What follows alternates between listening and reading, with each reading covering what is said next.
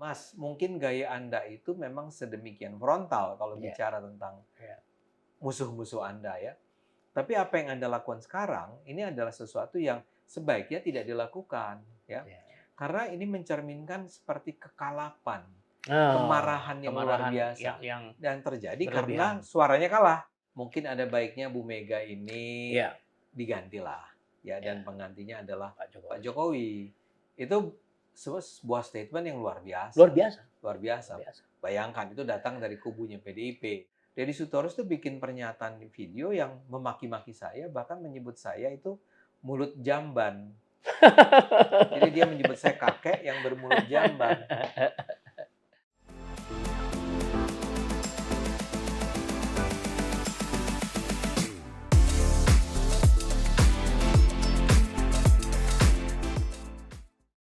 Sobat Panangian, saya kembali mengundang sobat saya, Ade Armando. Mengapa saya sering mengundang beliau ini? Ya kembali lagi kepada sikap beliau ini, sikap Pak Ade Armando terhadap partai PDIP yang dulunya pertama di awal sekali mendukung pencapresan dari Pak Ganjar.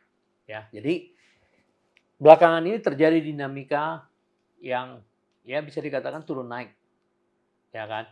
Di awal PDIP kan sangat dekat dengan Pak Jokowi, tapi di tengah terus ada elit-elitnya yang memberikan ya statement-statement yang melukai Pak Jokowi. Terus kembali dirubah lagi, diangkat lagi. Nah terakhir ini ada lagi statement-statement dari para elitnya yang membuat elektabilitas dari Ganjar dan Pak Mahfud itu terus menurun. Ya, terakhir kemarin ketika LSI Denny JA membuat rilis di bawah 20%. Sementara pada waktu bulan lalu ketika indikator politik Profesor Burhanuddin Muhtadi itu masih 20-an, 21 bahkan. Jadi ada penurunan. Nah, jadi saya sapa dulu. Selamat datang, Bung. Terima kasih. Ya, mudah-mudahan Anda masuk ke parlemen. Amin. Itu harapan saya dari dulu. Terima kasih. Karena saya sangat respect dengan Anda, konsisten memperjuangkan intoleransi dan korupsi ya. Itu yang saya ingat tuh. Anti korupsi. Ya, anti korupsi. Sorry, anti korupsi ya. Intoleransi dan anti korupsi. Nah, dinamika politik belakangan ini khususnya pada partai PDIP dan Ganjar Pranowo dan Mahfud ya. Pertama, belakangan ini aja setelah debat itu kan beliau ingin mengundurkan diri supaya bisa membuka data katanya. Oh, Pak Mahfud. Ya, karena waktu di apa itu kayaknya ambigu kan, Ya. membuka atau apa kan gitu. Nah, kemudian dari ada seorang budayawan dari Jogja juga mengatakan bahwa Pak Jokowi ini ya katakanlah kurang positif ya sikapnya gitu. Ya. Kemudian ada lagi kemarin kakaknya Ibu Mega kan, Oh ya. Pak Guntur gitu. Nah, apakah hubungan dari statement-statement ini dengan penurunan elektabilitas dari Ganjar Pranowo dan Mahfud? Di mana itu? Iya, saya rasa itu memang sesuatu yang kita tidak perlu menjadi seorang ahli politik Oh gitu ya. untuk bisa tiba pada sebuah kesimpulan bahwa penurunan yang berlangsung secara continuously, berkelanjutan dari suara Mas Ganjar ini, Pak Ganjar ini, itu berkorelasi ya dengan ada begitu banyaknya sikap negatif ini ditunjukkan oleh para tokohnya PDIP ya. Elit ya. Oh, elitnya. Atau misalnya seperti Anda menyebut tadi budayawan Jogja itu kan pasti Mas Butet kan? Ya, Mas Butet ya. Itu Betul. bukan bukan kader PDIP ya. Saya duga dia bukan anggota PDIP ya. Ya. Tapi dia betul simpatisan yang sangat loyal ya terhadap PDIP. Ya. Anda menyebut Pak Mahfud, Pak Butet, Mas Butet, dan terakhir adalah Pak Guntur ya. Ini kan orang-orang yang sebetulnya tidak bisa sepenuhnya dikontrol oleh PDIP ya, kecuali Pak Mahfud ya. Yang dua orang ini adalah orang-orang yang berada di luar lingkaran dalamnya PDIP. Nah, tapi buat masyarakat ini tetap adalah sebuah representasi dari Mas Ganjar masalahnya. Ya. Orang biar bagaimanapun melihat ketika Butet bersuara dengan sangat keras, bahkan menggunakan kata-kata kasar seperti asu ketika dia bicara tentang Jokowi kan ya, kalau tidak salah yang dia katakan di sana. Ya. Setelah dia mengatakan Jokowi keluar asu, ya anjing jadi kan. Nah, walaupun barangkali PDIP akan mengatakan bahwa itu bukan bagian dari strategi kampanye kami. Itu orang pecinta Mas Ganjar aja yang sedang marah, kemudian mengeluarkan istilah yang sedemikian kasar. Walau bagaimanapun, kalaupun PDIP berkata semacam itu, publik tetap akan melihat itu bagian dari keluarganya PDIP. Sekarang kembali kepada kapankah kita bisa melihat penurunan suara Mas Ganjar itu terjadi? Sebetulnya akibat apa yang Anda sebut sebagai blunder-blunder kan? Blunder ya. Dan ketika blunder itu dulu mulai terjadi, yang saya maksud dengan dulu mulai terjadi adalah barangkali sekitar setahun yang lalu gitu ya. Sudah banyak orang termasuk saya yang mengingatkan. Itu yang saya itu yang saya ingat. Kita sudah mengingatkan bahwa jangan bertindak seperti itu, misalnya menyebut Pak Ganjar dan Pak Jokowi sebagai petugas partai, dan hal-hal semacam itu, belum lagi soal penolakan tim Israel dan macam-macam, dan bentuk-bentuk tanda petik kearoganan dari para pimpinan PDIP saat itu sudah saya nilai sebagai hal-hal yang mungkin akan mengancam suara Mas Ganjar. Ketika itu saya berada pada kubunya Mas Ganjar, ada seorang pendukung yang menjadi bagian dari tim relawan Ganjar yang bernama Ganjarian Spartan. Itu dia. Jadi apa yang terjadi pada saat itu rupanya tidak cukup ditangkap dengan cepat oleh para pimpinan PDIP, sehingga mereka terus-menerus melakukannya sampai Anda pernah ingat ada pidatonya Bu Mega yang bilang bahwa kita akan melawan kekuasaan yang sudah menjelma menjadi orde baru. Tapi kemudian Anda benar, Anda mengatakan bahwa belakangan atau sesudah itu karena suaranya turun terus, diperbaiki. Mulai ada upaya untuk memperbaikinya, ya, yang antara lain diwakili oleh orang seperti secara mengejutkan Puan Maharani. Betul. Bu Puan itu adalah contoh dari pimpinan PDIP. Betul. Yang kelihatannya kita damai aja lah, kita ngobrol lah sama siapa, sama kubunya Jokowi ini, sama kubunya Prabowo. Kita nggak usah saling serang, gitu ya.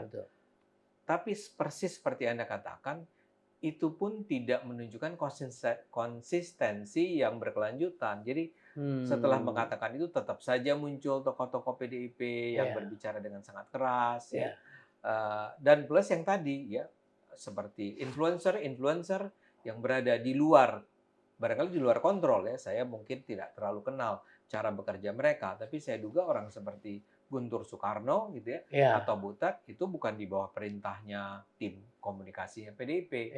Jadi kalaupun PDIP-nya berusaha atau sudah mulai menunjukkan sikap yang lebih lunak tapi kemudian si tim-tim influencer ini ya bicara apa adanya secara sangat bebas tanpa barangkali pernah ada yang mengingatkan bahwa stop ya, jangan lakukan itu lagi karena ini terus menggerus suara kita. Itu maksud saya. Nah, sekarang memang persis seperti yang Anda katakan. Saya abaikan dulu yang Pak Ganjarnya ya. Tapi Mas Butet itu kan sudah cukup lama sebetulnya dia bersikap seperti itu ya. Dia adalah orang yang barangkali pertama kali menyinggung Gibran ketika dia mengatakan beberapa bulan yang lalu. Betul. Bayangkan dia bilang ada seorang profesor doktor seperti Mahfud berhadapan dengan Gibran yang barangkali S1. Waktu itu dia sudah mentertawakan itu.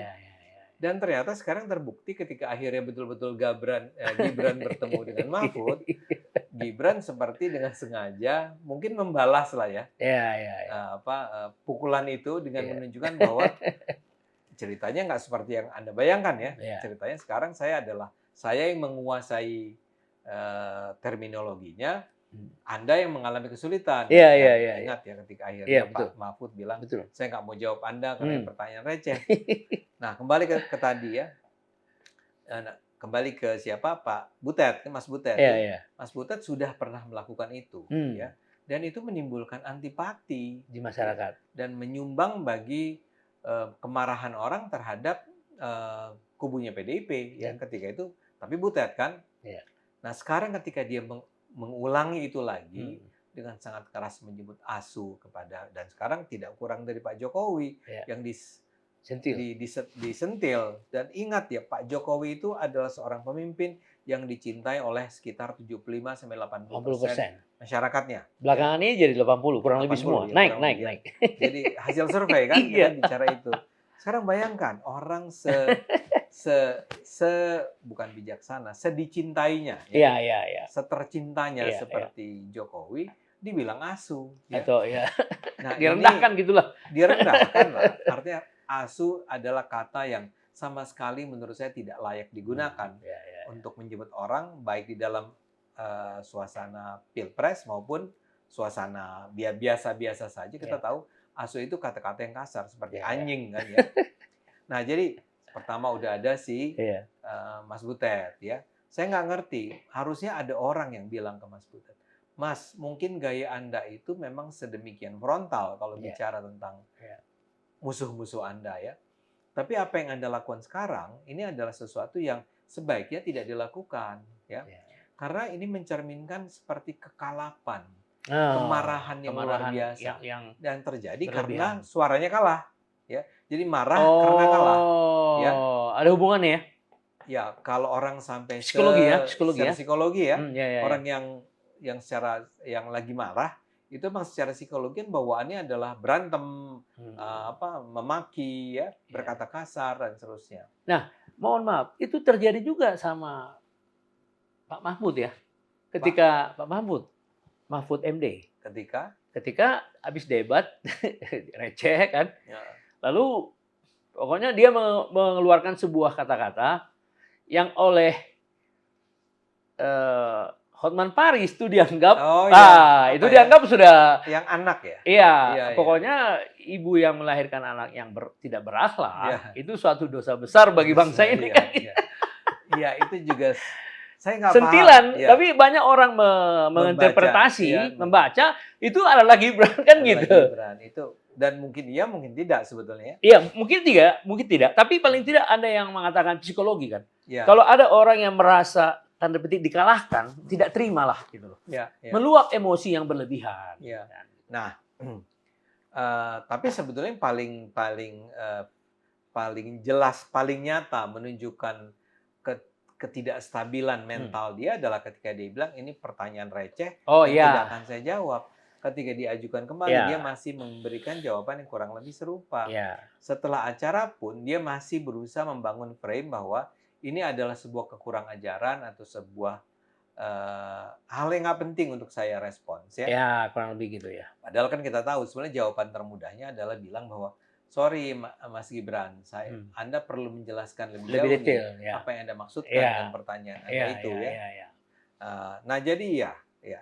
Tapi ini bedanya begini, kalau si Butet, Mas Butet, itu kan secara jelas, secara berniat ya, didasarkan pada intention dia untuk merendahkan. Dan yang dia rendahkan adalah Presiden Pak Jokowi ya, yang dicintai masyarakat. Pak Mahfud tidak seburuk itu kondisinya kan. Dia tidak melakukannya dengan cara yang sedemikian brutal barangkali. Tetapi ada yang menganalisa bahwa ibu-ibu ya, mak-mak itu justru menjadi semakin tidak respect. Yang mengakibatkan turunnya nanti elektabilitas. Nah, itu yang saya katakan tadi, saya sempat bicarakan. Saya agak nggak paham tuh. Itu maksudnya Pak Mahfud. Apa? Bayangkan kalau kami melahirkan siapapun melahirkan anak yang tidak berakhlak, ya itu apa dosa besar dia bilang ya. Makanya orang mengatakan, well kalau Anda ngerti psikologi, bagi seorang anak yang misalnya bandel, nakal, bahkan narkoba, faktornya banyak sekali. Anda nggak bisa dengan begitu mudah mengatakan ini adalah karena orang tuanya tidak berakhlak. Itu dia. Memang kemudian belakangan dikoreksi oleh Pak Mahfud. Dia bilang yang salah kalau sampai ada anak tidak berakhlak kita semua. Tapi itu kan sama sekali tidak menolong. Karena membuat orang geli aja dengan jawaban semacam itu.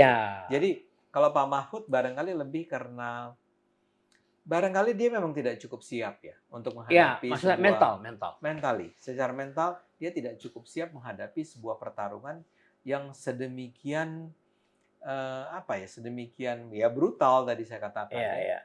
Dan dia tidak berada di kubu yang akan menenangkan dia. Maksud saya begini, kalau di kubu Pak Prabowo ya, kalau ada salah satu anggota timnya itu misalnya offside ya, kalimatnya itu blunder, itu akan diberitahu dengan lain kali jangan ngomong begitu ya. Jadi ada sebuah kerja kolektif di belakang seorang tokoh, misalnya apakah itu Gibran, apakah itu Pak Prabowo sendiri ya. Ini kelihatannya sebaliknya di sana nggak ada ya. Saya duga tidak ada sebuah tim yang cukup kuat, yang cukup solid untuk bayangkan. Saya harus jujur mengatakan penampilannya Pak Mahfud dalam debat keempat kemarin itu sebetulnya sangat-sangat mengecewakan. Ya. Oh, kenapa? Ya, seperti contoh tadi. Oh iya, tadi statement. Ada receh itu ya. Receh, dan kemudian ketika dia marah, dia mulai mengungkit-ungkit tentang betapa buruknya sistem hukum kinerja, kita. Padahal dia di bagian dia itu. Di Menko-nya kan. Iya. Itu kan mencerminkan bahwa ketika dia turun ke forum, dia sebetulnya tidak di backing, tidak didukung oleh rangkaian pesan yang cukup kuat, yang jadi harusnya ada tim yang mengatakan pada dia, touch this, do not touch this. Sentuh ini, jangan sentuh ini. Serang ini, jangan serang ini. Kalau ditanya seperti ini, maka jawabannya adalah ini. Ini seperti dia sama sekali, ya gue berantem aja deh ya. Jadi dia turun ke gelanggang, naik ke ring dengan lihat aja apa yang terjadi. Karena barangkali dia sendiri menyangka bahwa kondisinya tidak akan seburuk itu. Ternyata seburuk itu. Dan barangkali Gibran dan saya yakin Gibran itu disiapkan untuk mengajukan pertanyaan tentang inflasi itu, greenflation, atau tentang ada istilah 3 huruf itu betul-betul disiapkan untuk ke sana. Sementara Pak Mahfud kelihatannya serangan terhadap Gibran-nya itu lebih spontan ya. Jadi yang terpikir di kepalanya pada saat itu aja. Saat itu aja dia langsung keluarkan, dan celakanya dia melakukan itu pada saat dia lagi marah. Maka yang keluar adalah segala macam hal yang kemudian justru sangat counterproductive terhadap dirinya. Dan terakhir adalah tentu saja kita harus menjawab Pak Guntur ya. Ya, karena begini, Mas.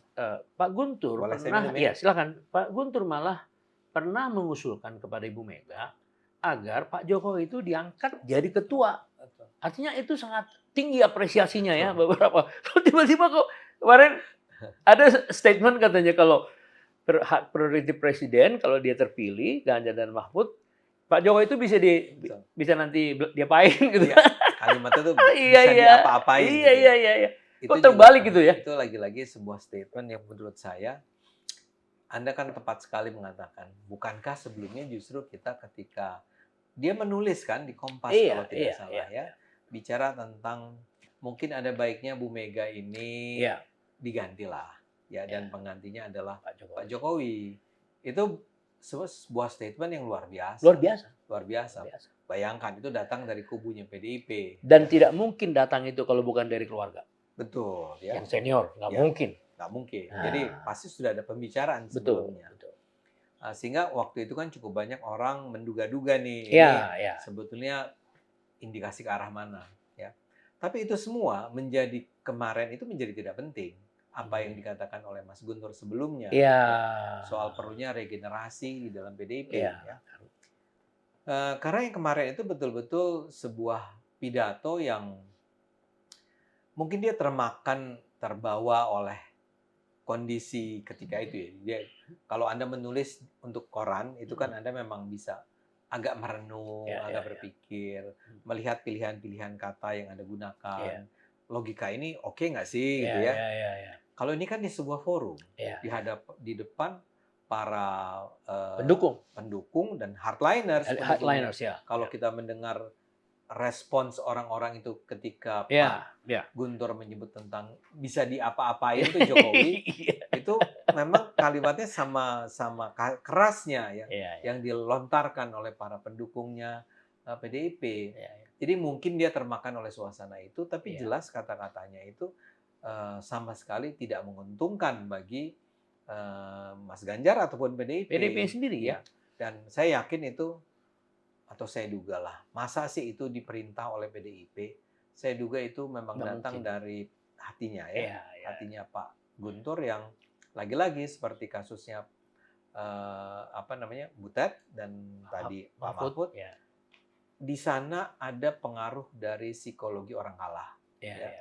Ada perasaan kalah, ada perasaan kita ini kelihatannya sulit sekali nih untuk bangkit melawan Pak Prabowo, apalagi Pak Prabowo sekarang ya terakhir kan dari siapa yang terakhir? LSI ya, LSI Denijia. Nah, itu sangat mengejutkan. Yang sudah mengatakan 50% kan? Iya, 50% dari segi elektabilitas. Tapi yang lebih mendasar adalah Prabowo Gibran unggul di semua segmen pendapatan.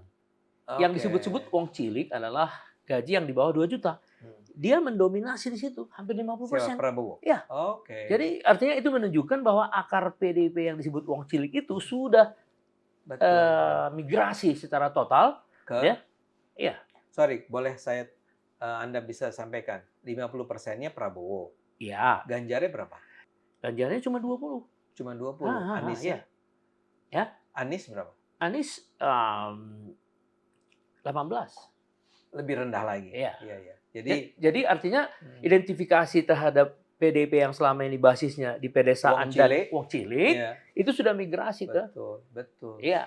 Gitu. Jadi kalau saya menjadi misalnya orang seperti Butet atau Mas Guntur, Pak Guntur, dan membaca ini, misalnya kebetulan sempat baca ini, ya saya rasa wajar lah kalau ada perasaan galau, khawatir, atau bahkan marah, dan harus ada yang disalahkan kan?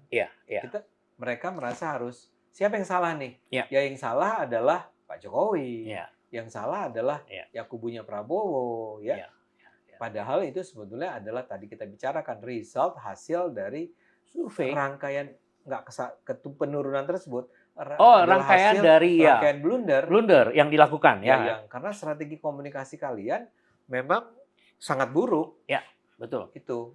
Nah, tambahan lagi Prabowo Gibran unggul di semua segmen pendidikan. Segmen pendidikan. Ya, jadi artinya di SD kan kita kan kebanyakan SD ya. Ke bawah itu juga uang cilik ya. Dia mendominasi sampai 54%. 54%. Nah, jadi dari segi pendapatan tadi jelas 2 juta ke bawah. Dari segi pendidikan juga SD sampai SMP itu dinominasi hampir 50%. Semuanya, ya kan? Ya. Nah, kalau Bung tadi mau nanyakan berapa Ganjar? 19,9. Setengahnya, ya kan? Oke. Ini SD ya? Ya, SD. SMP di sana 55%, di Prabowo Gibran, di sini hanya 20%. Kalau di Anies sudah pasti lebih di bawah lagi kan? Begitulah modelnya. Tapi walaupun tidak jauh ya. Jadi artinya dia mendominasi semua tingkat pendidikan. Dan mendominasinya itu dengan perbandingan yang bayangkan 50 lawan 20. 20 ya itu. 2,5 kali lipat. Iya. Ya. 250%. Kan? Ya, jadi hampir mirip dengan elektabilitas yang 50 terhadap 20-20.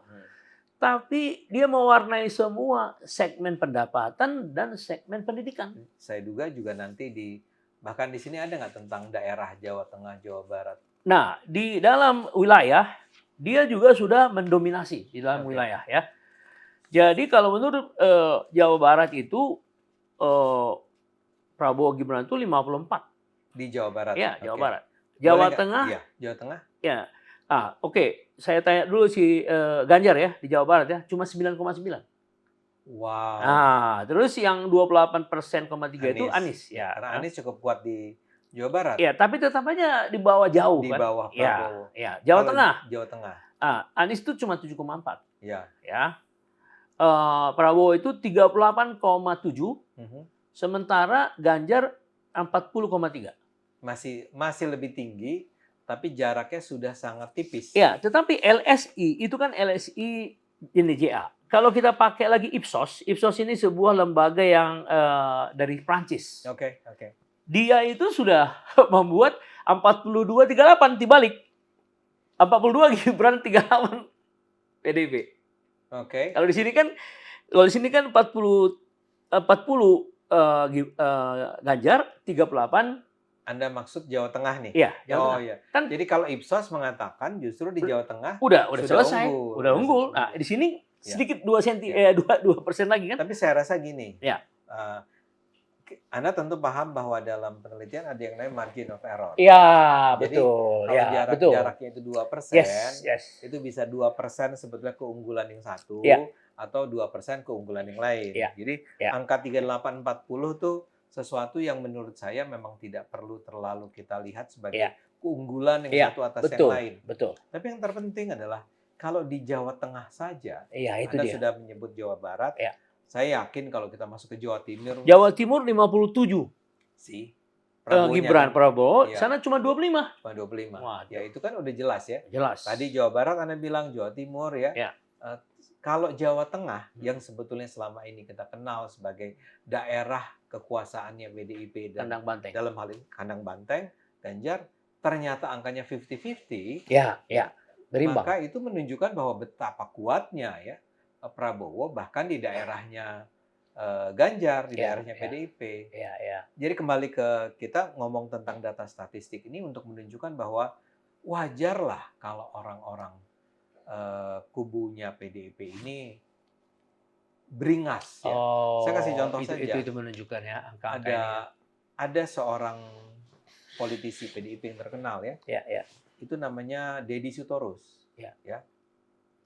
Deddy Sitorus itu mengomentari pernyataan saya hari Minggu yang lalu ketika saya mengatakan di sebuah acara bahwa ini pendukung Ganjar dan pendukung Anies harus siap-siap nih untuk berkoalisi. Kalau Anda adalah pendukung Ganjar, siap-siap nih. Kalau sampai ada 2 putaran, kalau sampai ada 2 putaran, Anda harus, kalau yang unggul adalah Anies, yang lolos ke putaran kedua adalah Anies, maka pendukung Ganjar ya siap-siaplah untuk mendukung Anies. Dan sebaliknya, kalau yang unggul adalah Ganjar, para pendukung Anies siap-siap. Menurut saya itu menarik karena ya bayangkan PDIP akhirnya ketemu dengan 212 gitu kan, atau dengan Abu Bakar Bashir. Tapi pernyataan saya itu langsung direspons oleh para pendukung, terutama Ganjar dengan cara yang menurut saya barbar. Kenapa? Nah, contohnya yang tadi saya katakan Deddy Sitorus. Deddy Sitorus itu bikin pernyataan di video yang memaki-maki saya, bahkan menyebut saya itu mulut jamban. Jadi dia menyebut saya kakek yang bermulut jamban. Buat saya itu sih biasa karena kan emang setiap hari orang memaki-maki saya di medsos saya. Dan tidak pernah. Dan di situ keunggulan Anda sebagai manusia. Karena apa? Loh, itu kan leadership, Pak. Apa yang ditunjukkan Pak Prabowo sama dengan itu. Ditunjukkan Pak Jokowi. Jadi itu teladan. Betul. Saya mungkin harus mengatakan saya meneladani Pak Jokowi. Cuma leadership. Beliau jauh lebih sopan lah. Mungkin saya agak mirip dengan Pak Prabowo, saya nggak tahu. Tapi poin saya adalah bayangkan. Dia ngomong, dia bikin video khusus yang dia ambil gambar. Jadi bukan dalam sebuah percakapan. Dia mau ngomong, Ade Armando, kakek-kakek tua yang mulutnya jamban. Kalau Anda adalah masyarakat biasa, dan Anda mendengar itu, apakah Anda akan bersimpati pada Pak Deddy Sitorus? Pasti enggak lah. Saya duga enggak lah. Nah, saya ingin ingatkan hal-hal semacam ini adalah hal-hal yang menyumbang. Jadi gini, kalau Pak Ganjarnya itu barangkali sih, ya dia juga suka melakukan blunder sih, ya. Tapi penurunan dia tuh betul-betul bukan karena dianya, bukan terutama karena dianya saja. Dia ada sih blunder-blunder tertentu, yang misalnya ketika di debat capres bilang, saya sih ngasih nilainya 5 buat Pak Prabowo, ya. Yang kemudian ditanggapi oleh Anies kalau saya 11. Ingat ya waktu itu. Itu aja menurut saya salah. Anda tuh kenapa sih harus sekasar itu menilai Pak Prabowo? Dan waktu itu juga kalau saya lihat di media sosial, simpati kepada Pak Prabowo jadi terus meningkat. Jadi barangkali saja kalau Anda menyebut angka yang naik terus ke 50% tadi dari LSI, itu menjelaskan bahwa orang-orang yang tadinya tidak memilih undecided voters gitu ya, Akhirnya memilih ya kalau gini caranya mendingan gue bela yang bapak-bapak. Kurang lebih gitulah. Jadi Kurang Anda lebih juga nanti bisa menang di DKI 2 ini mungkin gara-gara itu juga. Gara-gara dari situ. Iya, jadi kita tahan aja terus, Pak. Iya, jadi itu keuntungan gitu loh. Jadi nggak apa-apa dibagi-bagi. Nggak apa-apa, Pak. Jadi, terus Prabowo Gibran unggul di 2 suku terbesar, Jawa dan Sunda. Ya. Sementara itu kan adalah sebuah suku yang paling banyak mewakili voters yang diwakili. Jadi itu sudah final sebenarnya. Angka-angka 50 yang kita dengar itu angka-angka yang 50 yang sangat berbobot. Betul. Nah, di dalam-dalamnya yang kita bahas tadi ya. Betul, betul. Nah, kemudian Prabowo Gibran unggul di semua pengguna medsos kecuali Twitter. Nah, Twitter ini kan adalah yang direct. Ini. Ya, direct kan.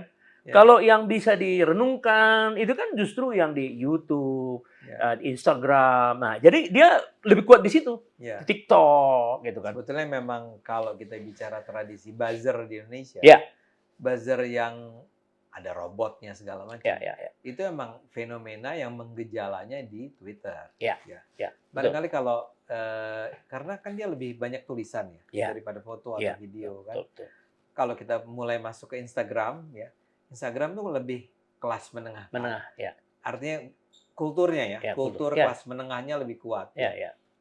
Tampilan yang keren, tampilan yang cantik, yang seksi, yang ganteng, yang kaya atau flexing tuh adanya kan di Instagram bukan di Twitter. Jadi Twitter tuh memang pasukan-pasukan tukang berantem maki-maki orang tuh ya kita ketemunya di Twitter. Jadi kalau di Twitter begitu, tadi ada bilang kuatnya di orang di luar Prabowo, saya bisa paham ya. Gitu bisa ya. Jadi udah tahu pengalaman ya. Saya nggak merasa bahwa itu sesuatu yang harus saya prihatinkan gitu ya. Karena ya tadi. Dan yang menarik begini, ini seperti tidak kunjung juga membuka mata baik kubu Ganjar maupun Anies, walaupun di Ganjar jauh lebih problematik menurut saya.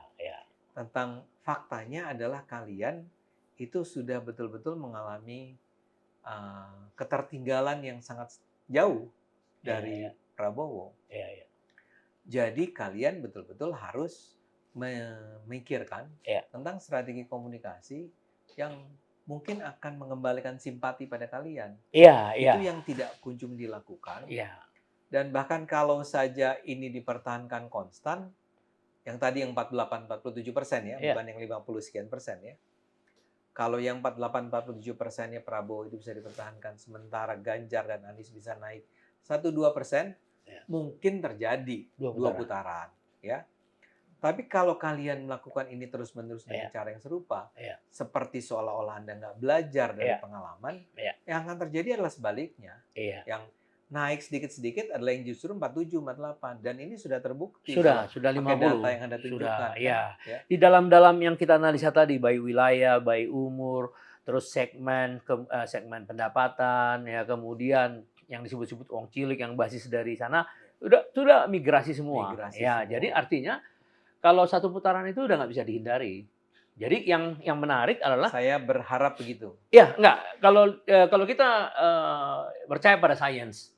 Nah, karena tidak ada suatu blunder yang selalu dimulai lagi oleh pasangan 02. Tidak ada. Kan senyuman selalu ditonjolkan. Seperti sikap Anda tadi. Pokoknya kalau nggak bisa jawab ya diam aja udah. Telan aja, netralisir aja kan. Nah, jadi kenapa saya undang Bung Ade sekarang? Karena Anda lah yang pertama kalau menurut saya, sekitar berapa bulan lalu itu yang waktu PSI mendukung Ganjar Pranowo itu. Akhir 2022. Berarti kan udah hampir sekitar 1,5 tahun. Iya, 1/4 tahun. Nggak nyampe ya? Akhir 22 itu? Akhir 2022. Iya. Sekarang kan awal 2024. Oh iya, gitu. Oh itu awalnya udah di situ ya? Sorry, maaf, saya pikir 2023. Oh 2022 ya? Wah, udah berarti udah sangat panjang. Betul. Dan makanya kebencian yang lucunya yang terjadi adalah kubunya Mas Ganjar dan PDIP itu seperti sampai tahap yang membenci saya setengah mati. Iya. Contoh yang terakhir adalah ketika saya digugat perdata oleh timnya PDIP dengan nilai yang sangat fantastis, 201 miliar rupiah. Sekarang prosesnya masih berjalan nih di pengadilan ya. akan dimulai lagi kira-kira sesudah 14 Februari. Oh. Ya. Tapi menurut saya, ya saya tentu saja takut kalau itu sampai akhirnya diputuskan oleh pengadilan sebagai sah gitu ya. Kalau saya memang harus membayar 201 miliar, itu kan apa yang bisa saya lakukan kan? Tapi kan kita realistis, harusnya sih tidak diterima. Gugatannya sendiri mengada-ada menurut saya. Tapi yang terpenting dari saya adalah bagaimana mungkin saya kan mengingatkan ketika itu saya mendukung Ganjar loh. Ya itu maksud ketika saya. Itu ya. Dan saya sampai tahun 2023 awal ya, sampai kemudian Pak Ganjar dimajukan sebagai capres oleh PDIP, kita tuh masih berada di tahap di PSI, ya udahlah kalau memang mereka tetap nggak terima PSI sebagai pendukung Ganjar, ini deh kita nggak menjadi partai yang berada di kubunya Ganjar, tapi ya masing-masing kita ya boleh pilih Ganjar aja gitu.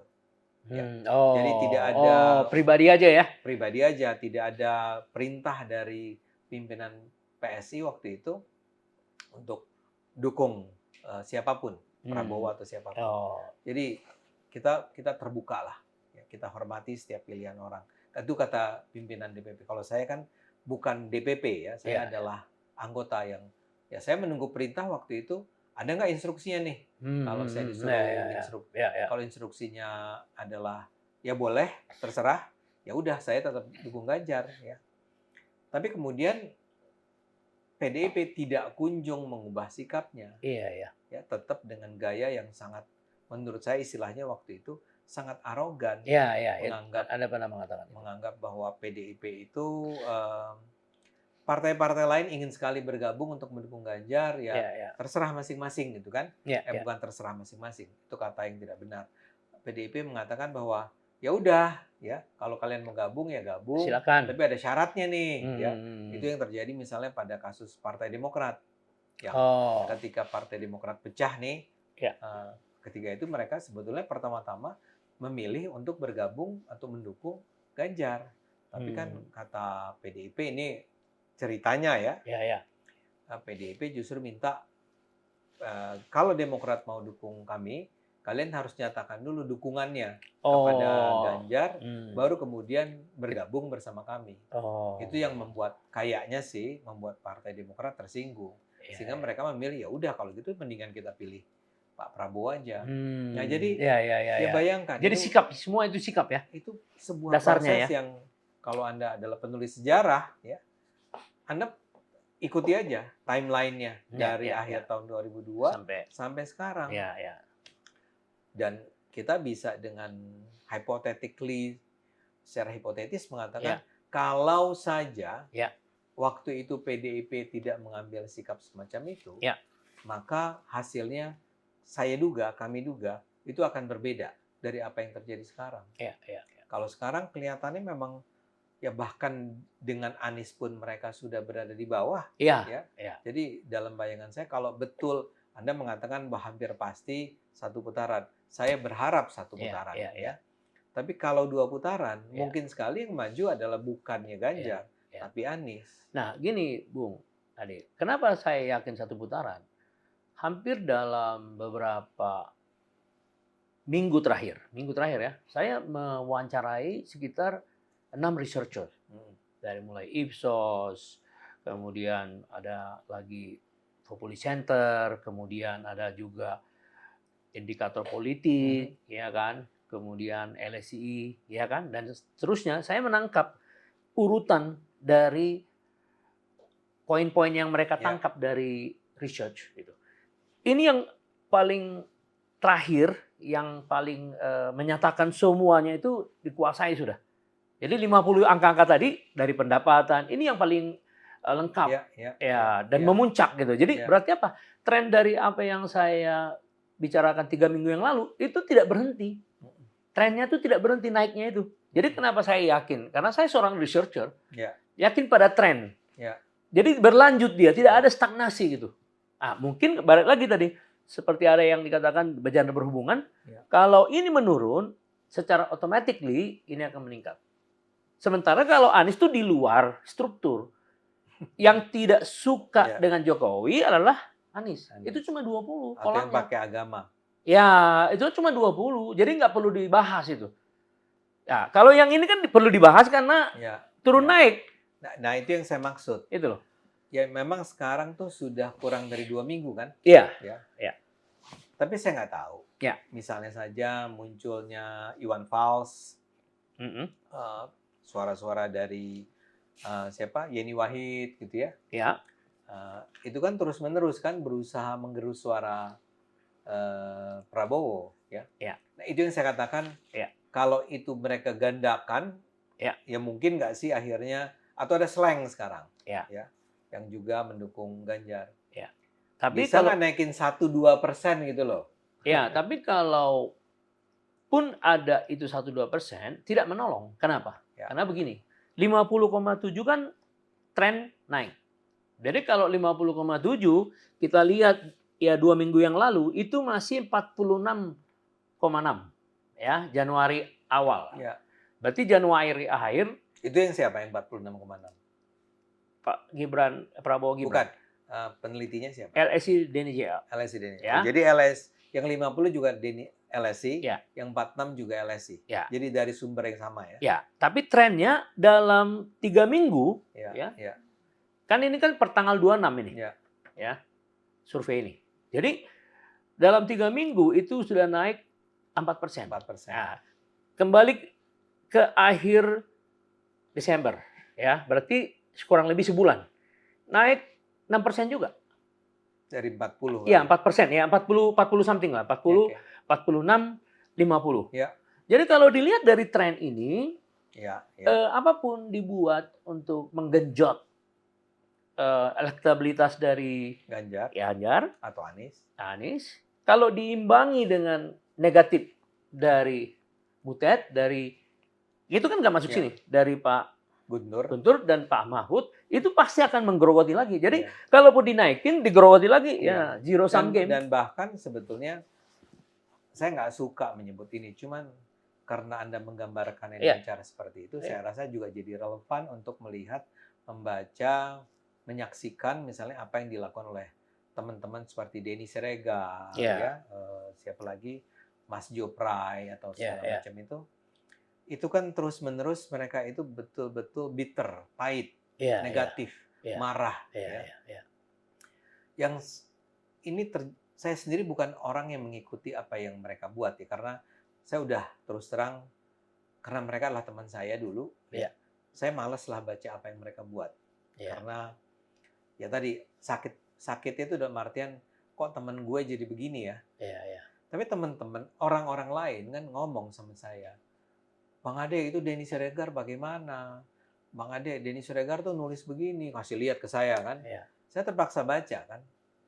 Dan ini adalah orang-orang yang bukan Prabowers, Prabowo, loyalis Prabowo. Ini orang-orang yang semula mungkin Ganjar, mungkin netral gitu ya. Dan mereka melihat, ini kok tim pendukungnya Ganjar semakin lama semakin kalap ya. Semakin penuh kemarahan ya. Dan itu ternyata menimbulkan antipati. Ya misalnya kayak tadi Anda bilang, kalau orang lihat Deddy Sitorus, kalau Anda orang menurut saya ya berakal sehat, normal gitu ya, itu pasti merasa ini orang politisi ngapain sih mengatakan Ade Armando dengan bermulut jamban dan seterusnya. Kalau itu yang ngomong mungkin kelompok-kelompok agama yang radikal gitu ya. Ya mungkin pengikutnya akan mengiyakan ya. Tapi kalau ini kan gimana ya? Karena kita bicara tentang nggak akan ada yang mengikuti itu. Masyarakat kelas menengah intelek mestinya. Jadi kalau kita bicara dengan rangkaian fakta itu, saya ngerti kenapa Anda mengatakan udah hampir pasti ini satu putaran. Iya, karena tren. Saya cuma ingin mengatakan bahwa ya biar bagaimanapun anything can happen dalam 2 minggu ini ya. Yang kita nggak tahu apa ya. Hypothetically speaking, kalau kita ngomong secara hipotetis, dugaan-dugaan kita teoritis lah ya. Mestinya sih sebagaimana misalnya di Economist juga udah bilang kan? Ya, majalah luar nih asing nih udah bilang bahwa ya Prabowo 50 something. mungkin nanti akan ujung-ujungnya 53, Iya. tapi dia akan lolos pada satu putaran. Jadi saya setuju dengan apa yang Anda katakan. Saya hanya ingin agar kita, kalau buat saya harus tidak mau menutup mata dari kemungkinan bahwa mungkin nggak sampai 50 ya. Karena buat saya kita harus juga bersiap-siap apa yang akan kita lakukan kalau ternyata harus ada putaran kedua. Iya.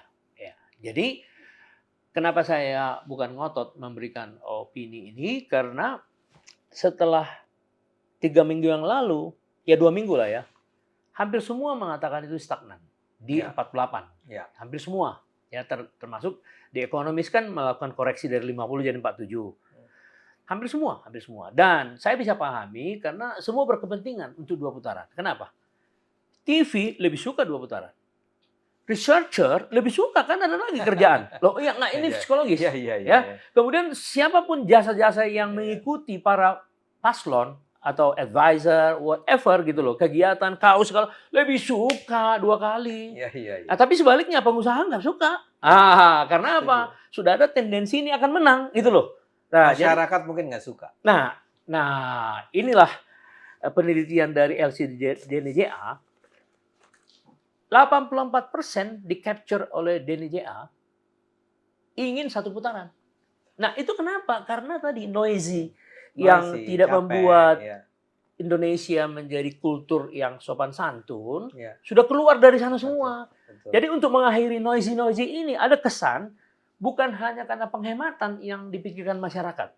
Jadi sepertinya masyarakat ngikutin pengusaha 84%. Bulan lalu LSN 64% yang ingin 1 putaran. Bukan LSN, Populi Center. Bulan lalu, 2 minggu lalu LSN 72%. LSI Indonesia 84%. Itu apa? Itu ekspresi dari masyarakat agak jenuh dengan yang diskusi debat-debat gitu loh. Jadi kalau nggak, menurut saya orang sabar kasihan Allah. Jadi Anda masuklah. Jadi Amin.